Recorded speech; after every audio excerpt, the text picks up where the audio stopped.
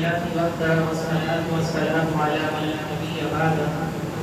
قال الله تعالى في القرآن المجيد: أعوذ بالله من الشيطان الرجيم وما أمروا إلا ليعبدوا الله مخلصين له الدين. سامعین کرام، عزت مآب استاد محترم، السلام علیکم ورحمۃ اللہ وبرکاتہ۔ آج کی اس تقریر کا عنوان اہمیت اخلاص ہے۔ عزیزان گرامی، یہ بات طے شدہ ہے، یہ بات مسلم ہے کہ یہی اخلاص ہے کہ جو انسان کو رب کا محبوب بناتا ہے، یہی اخلاص ہے کہ جو انسان کو رب کا مقرب بناتا ہے، لوگوں کی نظر کے اندر انسان کی حیثیت، انسان کی اہمیت کو بڑھاتا ہے۔ مخلص انسان سے اللہ کی محبت کرتا ہے، اس کے فرشتے بھی محبت کرتے ہیں اور دنیا والے انسان بھی اس سے محبت کرتے ہیں۔ یہ اخلاص در حقیقت ایک ایسا نور ہے کہ جسے اللہ رب العالمین اپنے بندوں میں سے جس کے دل میں چاہتا ہے ودیت فرما دیتا ہے۔ وَمَن لَّمْ يَجْعَلِ اللَّهُ لَهُ نُورًا فَمَا لَهُ مِن نُور۔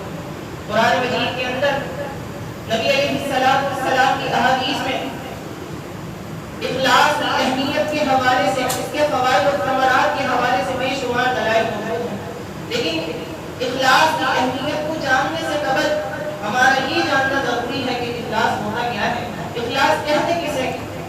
اللہ کے نبی علیہ السلام آپ علیہ السلام کی یہ حدیث کہ آپ علیہ السلام نے فرمایا تھا: ان اللہ لا ينظر الى صورکم واموالکم ولكن ينظر الى قلوبکم واعمالکم، او کما قال علیہ السلام کہ اللہ رب العالمین تمہاری صورتوں کو نہیں دیکھتا کہ جس کو تم سوار کے لیے مستقل لگے رہتے ہو، تمہارے دلوں کو دیکھتا ہے، تمہارے قلوب کو دیکھتا ہے، تمہارے اعمال کو دیکھتا ہے۔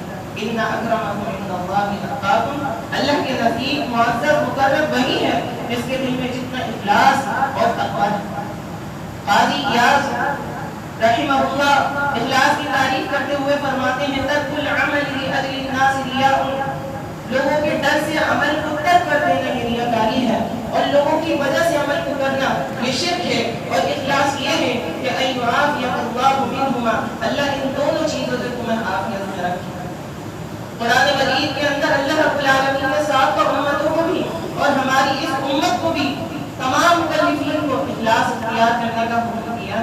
وما امروا الا ليعبدوا الله مخلصين له الدين۔ ایک دوسرے مقام پر سورۃ الزمر میں فرمایا: انا انزلنا اليك الكتاب بالحق فاعبد الله مخلصا له الدين۔ اللہ رب العالمین نے تو اپنے انبیاء کی زبانی بھی امت کو ترغیب دلائی، امت کو اخلاص پر ابھارا ہے۔ آپ فرما دیجیے، اللہ کے نبی علیہ السلام سے فرمایا: قل ان صلاتي ونسكي ومحياي ومماتي لله رب العالمین۔ اے نبی، امت کو بتلا دیجیے میری نماز، میری قربانی، میرا جینا، میرا مرنا، ہر عمل اللہ کی رضا کے لیے ہے۔ دوسرے مقام پر فرمایا: انی امرت ان اعبد اللہ مخلصا له الدین، کہ مجھے یہ حکم دیا گیا ہے کہ میں خالصا اللہ کی رضا کے لیے اسی کے دین کو خالص کرتے ہوئے اسی کی عبادت کروں۔ آج ہم میں سے ہر شخص مومن بننا چاہتا ہے، اللہ کا فرمانبردار بننا چاہتا ہے، لیکن اس اخلاص جیسی صفت کو اپنانے سے عاری ہے۔ اللہ کے نبی علیہ السلام نے جو اخلاص کی اہمیت اور فضیلت بیان فرمائی ہے، اس کے حوالے سے بے شمار احادیث ہمیں ملتی ہیں۔ ایک حدیث آپ کے سامنے رکھتا ہوں: من فارق الدنیا علی الاخلاص، جو شخص دنیا سے رخصت ہوتا ہے اخلاص پر، للہ وحدہ لا شریک لہ، اللہ کے لیے، وعبادتہ، اس کی عبادت کی، لا شریک لہ، واقام الصلاۃ وایتاء الزکاۃ، اللہ کے لیے وہ نماز کو قائم کرتا تھا، وہ زکات کو دیا کرتا تھا، مات اللہ عنہ راضی، وہ اس حال میں مرتا ہے کہ اللہ رب العالمین اس سے راضی ہوتا ہے۔ سیدنا معاذ جب یمن کی طرف روانہ ہونے والے تھے، آپ علیہ السلام سے عرض کرنے لگے: آپ مجھے اوصینی، کوئی وصیت فرما دیجیے۔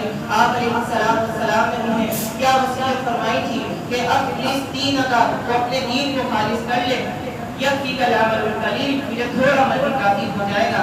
آپ سے اللہ رب العالمین سے دعا ہے کہ ہمارے اعمال میں اخلاص کے